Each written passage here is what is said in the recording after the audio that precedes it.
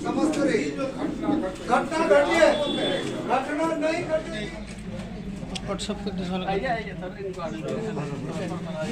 अरे विजय जी, आप बीच में ऐसा पोजीशन बना के रहिए। सज्जाद यही है, कलाम कौन है? थोड़ा थोड़ा अभी थोड़ा पीछे ऐसे लीजिए, ऐसे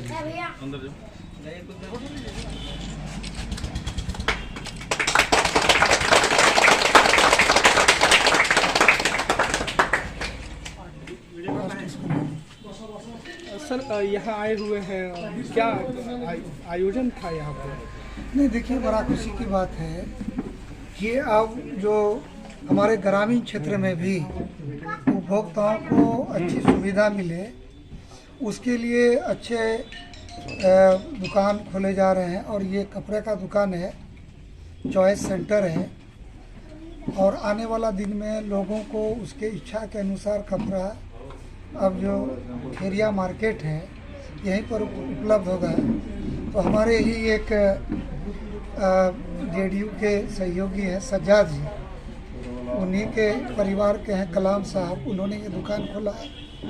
तो मुझे भी बुलाया था और बहुत सारे लोगों को, आप लोगों को भी बुलाया है। तो देख करके निश्चित रूप से लग रहा है कि लोगों के चॉइस के अनुसार और खेरिया में ही लोगों को उनको सुविधा मिलेगा। तो इस अच्छा हुनर के लिए, इस हिम्मत के लिए इनको हम लोग धन्यवाद देते हैं और आशा रखते हैं कि भविष्य में इनका दुकान अच्छा चलेगा और काम अच्छा। सर, एक सांसद इतने छोटे मोटे दुकान में हमने कहीं देखा नहीं।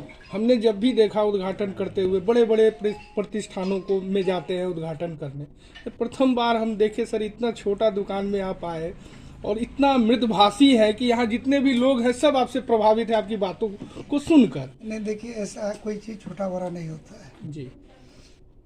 और कोई भी आदमी जब काम करते हैं तो छोटा से शुरू करते हैं और वो बड़ा हो जाते हैं। आज जो आपके बीच हम खड़ा हैं, एक समय हम प्रखंड लेवल में काम करते थे और वहाँ से एमएलए बने, एमपी बने, मंत्री बने, आपके बीच खड़ा है। तो समाज में लोगों को इस बात को भी बताना ज़रूरी है और समाज के लोगों को मैं ये कहना चाहूँगा कि कोई काम छोटा नहीं होता है। दुकान अगर हम खोमचा लगा के बेचें या फिर रोड के किनारे किसी पैलेस में छोटा सा दुकान में खड़ा होकर करें या फिर बड़ा मॉल खोलें, हमारा व्यापार में ईमानदारी, पारदर्शिता और एक्यूरेसी होना चाहिए। और आज जो हम आए हैं तो इसी हौसला को बढ़ाने के लिए, और हमारे प्रधानमंत्री जी कहते हैं कि कभी हम लोग ब्रांडेड विदेशी कपड़ा सामान खरीदते हैं और गौरवान्वित महसूस होते हैं और हमारे देश के लोकल ब्रांड को हम लोग छोड़ देते थे। लेकिन कोरोना काल में प्रधानमंत्री जी ने कहा कि लोकल को वोकल करना है और अपना लोकल को ब्रांडेड करना है। तो गांव घर में भी ब्रांडेड अच्छे और हिंदुस्तानी दुकान हो तो उसका ये प्रतिबिंब है, इसीलिए हम आए। अच्छा सर, एक अंतिम सवाल, NH-31 सर, जिसकी चौड़ीकरण की बात आपने शायद संसद में उठाया भी था और शायद पास हो गया, लेकिन अभी तक हुआ नहीं। यहाँ के लोग पलके बिछा के बैठे हैं सर कि कब होगा, क्योंकि रोज एक्सीडेंट हो रहा है सर यहाँ पे। नहीं, आपका कहना सही है कि सबसे पहले तो जो एक्सीडेंट हो रहे हैं, क्योंकि देखिए एक्सीडेंट तो मानवीय भूल के आधार पर, चूक के आधार पर होता है। ऐसे हम लोग लगभग लगता है कि एक समय था कि लोग बैलगाड़ी से चलते तो उसमें भी एक्सीडेंट होता था जब कोई चूक हो।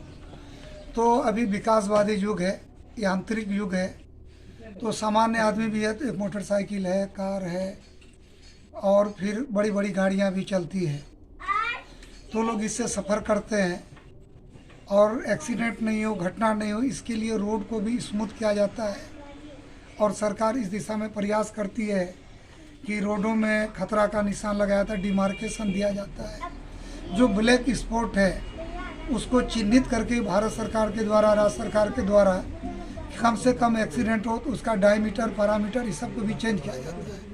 लेकिन कभी कभी हम लोग देखते हैं कि सही रोड में भी घटनाएं घट जाती है, तो मानवीय चूक है, लोग जल्दीबाजी में रहते हैं, उतावलापन में रहते हैं और तो एक्सीडेंट होता है। आज की भी एक घटना है जो बस के साथ हमारे कोई मोटरसाइकिल चलाने वाले भाई के साथ हुआ, उनका निधन हो गया। उसी तरह से परसों छठ घाट में समेली में भी मोटरसाइकिल जाकर के कहीं टकरा गया और उनका निधन हो गया। कोई भी घटना हो वो दुखद है।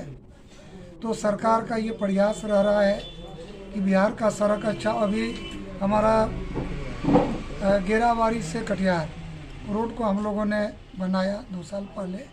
इसका चौड़ीकरण हुआ, पीसीसी आरसीसी ढलाई हुआ, रोड स्मूथ हुआ है।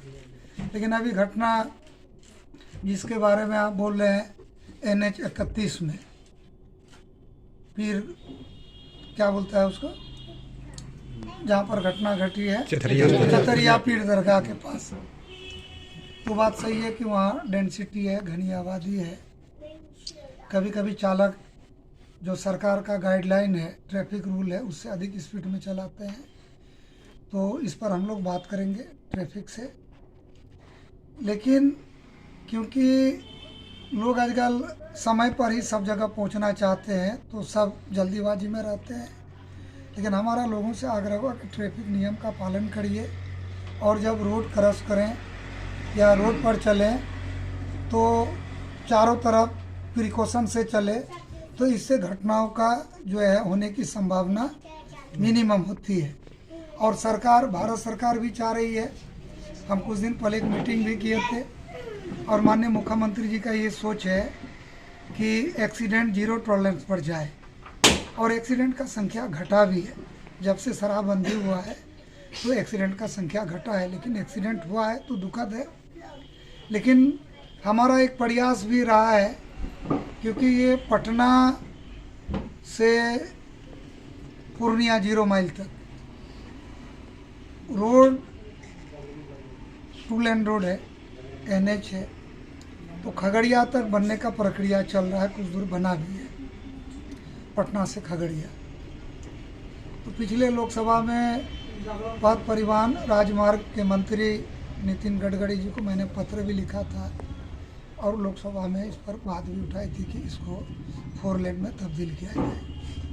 और आज आप लोग के चैनल के माध्यम से बताते हुए मुझे खुशी हो रही है कि खगड़िया से पूर्णिया 0 माइल 135 किलोमीटर 500 मीटर इसको भारत सरकार ने स्वीकार कर लिया है। इसका एस्टीमेट बन रहा है, भूमि अधिग्रहण का प्रक्रिया चल रही है। और मुझे जो पता है कि आने वाला कुछ महीनों में ही इसका टेंडर होगा और ये 4 लेन बन जाएगा। तो इससे कटिहार के लोगों को, किशनगंज और नॉर्थ ईस्ट के लोगों को आसानी हो जाएगा। और हमारा जो राजधानी पटना है, हम लोग सुगमता पूर्वक और कम से कम समय में पटना पहुंच सकेंगे। तो ये काम होगा। और आपने ये अच्छा प्रश्न किया है, और इसका अभी एस्टिमेटिंग हो रहा है। और अगली बार जब मिलेंगे तो आपको हम ये बताने में सक्षम हो जाएंगे कि इसका टेंडर और हमको पूरा विश्वास है कि हमको लगता है 22-23 तक इस पर काम शुरू हो जाएगा। बहुत बहुत धन्यवाद। जिंदाबाद जिंदाबाद बिहार संसद जिंदाबाद, जिंदाबाद जिंदाबाद बिहार संसद जिंदाबाद, जिंदाबाद जिंदाबाद नीतीश कुमार जिंदाबाद, जिंदाबाद नीतीश कुमार जिंदाबाद, जिंदाबाद नरेंद्र मोदी जिंदाबाद, जिंदाबाद जिंदाबाद नरेंद्र मोदी जिंदाबाद। जिंदाबाद जिंदाबाद। ये